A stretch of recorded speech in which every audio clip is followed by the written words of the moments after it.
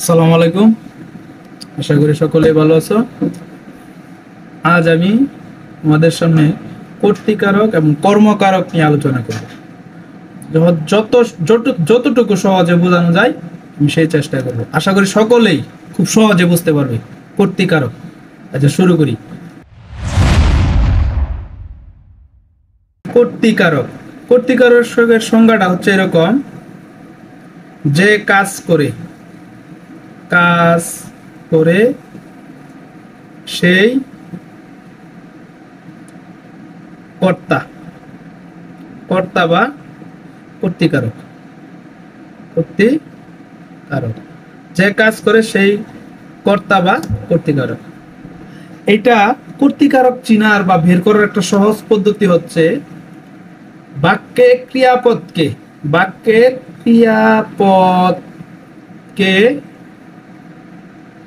কে বা কারা দিয়ে প্রশ্ন করে কে বা কারা দিয়ে প্রশ্ন করে যে উত্তর পাওয়া যাবে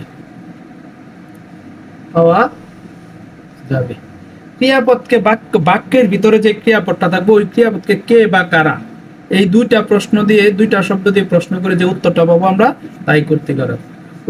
যদি আমরা উদাহরণস্বরূপ বলি, মিথিলা স্কুলে যাই, এই বাক্যে ক্রিয়াপদ যাই। তো যাইকে আমরা প্রশ্ন করি, কে যায়? মিথিলা যায়। কে যায়? মিথিলা। সুতরাং মিথিলা কর্তৃকারক। আচ্ছা, আরেকটা যদি বলি, পাগলে কি না বলে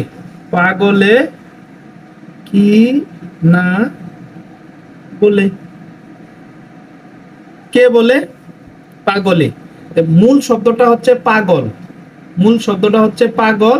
এর সাথে অতিরিক্ত একটি লগ্নক যুক্ত হয়েছে এ হচ্ছে আমাদের বিভক্তি, সপ্তমী বিভক্তি। আর মিথিলার সাথে মিথিলা মূল শব্দ, এর সাথে কোনো বিভক্তি যুক্ত হয় নাই, সুতরাং এটা শূন্য বিভক্তি। এর পরবর্তীতে আমি বিভক্তি চিনার একটি ক্লাস করব। আচ্ছা, কর্তৃকারক হচ্ছে ক্রিয়াপদকে যে কাজ করে সেই কর্তৃ বা কর্তাকারক। আর ক্রিয়াপদকে কে বা কারা দিয়ে প্রশ্ন করে যে উত্তর পাওয়া যাবে, তাই কি কর্তৃকারক। এখন আমরা দেখব কর্মকারক। কর্মকারক হচ্ছে কর্তা যে কাজ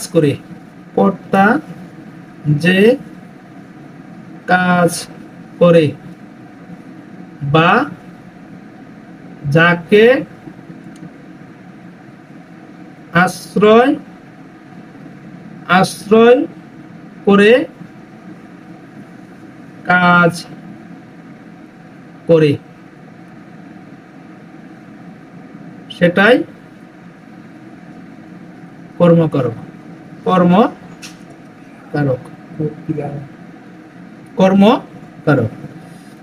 আর এটার প্রশ্ন হচ্ছে ক্রিয়াপদকে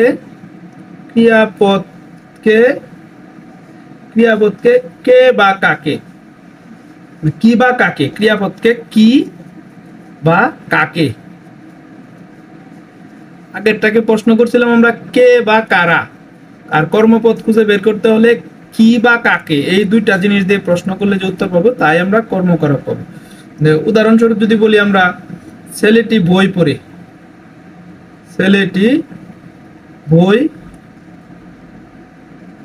পড়ে, এই বাক্যে ক্রিয়াপদ হচ্ছে পড়ে কি প্রশ্ন করি, কি পড়ে? বই। সুতরাং বই কি কর্মকারক। আর বই একটি মূল শব্দ, এর সাথে অতিরিক্ত কোনো লগ্নক যুক্ত হয়নি, সুতরাং এটাতে কর্মকারকে শূন্য বিভক্তি। আর যদি বলি মিম তামিমকে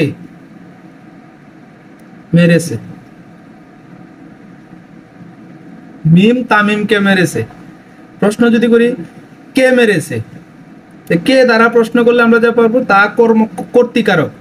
কাকে মেরেছে? তামিমকে। কাকে দ্বারা প্রশ্ন করে আমরা উত্তর পেয়েছি তামিম হচ্ছে কর্মকারক। সুতরাং তামিম হচ্ছে কর্মকারক, আর তামিমের শেষে কি আছে?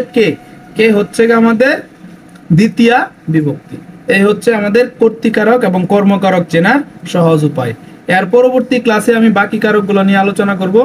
এই কারকগুলো আলোচনা করার আগে অবশ্য এই বিভক্তি সম্পর্কে আমাদের ধারণা থাকতে হবে। আমি বিভক্তি এবং বাকি কারকগুলো সামনের ক্লাসে আলোচনা করব।